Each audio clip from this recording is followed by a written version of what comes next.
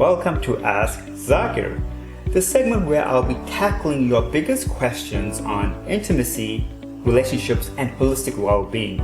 Now, I'm not a professional chef, so if you're here for fancy plating tips, that's not my forte.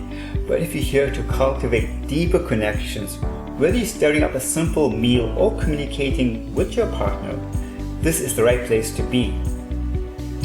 I want to start thanking all of you for your feedback and responses. Creating this space truly means a lot to me. Today's question comes from Amanda in the UK. Amanda asks, how do I rekindle my intimacy with my husband of 20 years? It seems like we're on different pages in two different stories. We hardly speak and rarely make love. I want to feel more connected to him because I do love him. Amanda, thank you so much for sending your questions all the way from the UK. It's natural to feel like you and your partner are on two different chapters of two different stories sometimes. You mentioned you hardly speak and rarely make love, and you're worried that the spark is gone. But here's something important. Even if you feel disconnected now, there's hope. Even though he may not express it, I'm sure he has similar concerns. People often think of intimacy in one dimension, like sex, but it's actually a blend of what I call everyday connections. Take this egg as an example. It's a versatile ingredient. You can boil it, fry it, scramble it, poach it, even bake it into a shakshuka. You could do 100 different things with an egg, but imagine for 20 years you only ate it one way. Say boiled, every single day. It's no surprise that you get sick of it eventually. It's not that the eggs are gone bad, it's just the lack of variety that makes the eggs feel stale. The same can go for our relationships. If we do have the same routines and the same conversations and the same intimacy patterns over and over and over again, well, you guessed it, you start feeling disconnected and bored. Speaking on eggs, today I'm going to try my hand at making shakshuka, a beautiful blend of spices and aromas that awaken the taste buds. Its origin traces back to North Africa, particularly Tunisia. So this is my first time making it live with you guys. And here's a tip. It's not about the destination. Let the journey be your pleasure. What do I mean by that? We are so goal-orientated that we forget to take our time and just be present in everyday moments. So slow things down. Now let's turn this into a sensory somatic experience. I always say the art of cooking is not in the taste, but in the smell. As you saute your spices and everything nice, take the time to really enjoy the fragrance. So I invite you to close your eyes and become present by taking a deep breath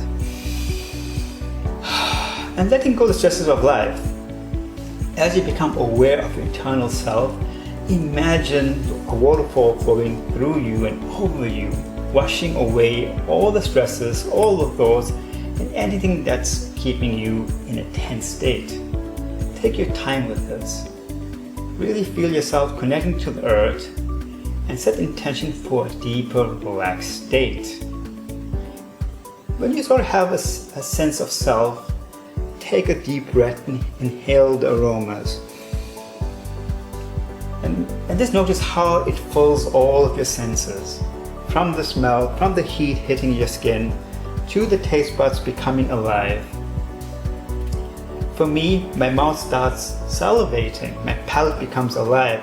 I'm ready to anticipate the final product. Back to you, Amanda, and just like that, the spark of a relationship doesn't have to be gone. You just might need a new recipe or a different approach. Sometimes the simplest changes, like adding a dash of seasoning or cracking these eggs into the shakshuka, can transform your experiences. When it comes to intimacy, this can mean trying new ways of connecting.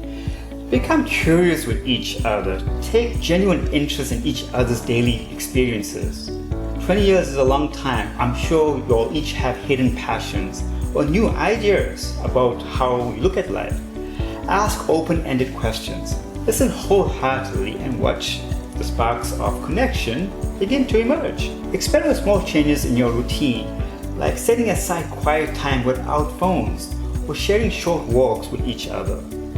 Explore different ways of showing affection, maybe through gentle touches, heartfelt words, or surprising each other with little gestures. Cooking together can always be fun, right? Preparing new exciting dishes you never tried before, or sharing the fun in that or the mess can mean discovering something fresh. It's about recognizing that after 2 decades, you might need to switch things up. While we're waiting for the Shakshuka to get ready, if you found this episode helpful, please like and subscribe and tap on that notification bell. I'd love again to hear your thoughts. Did you try making Shakshuka? How did it turn out? And what changes are you making in your everyday relationships? Thank you so much as always.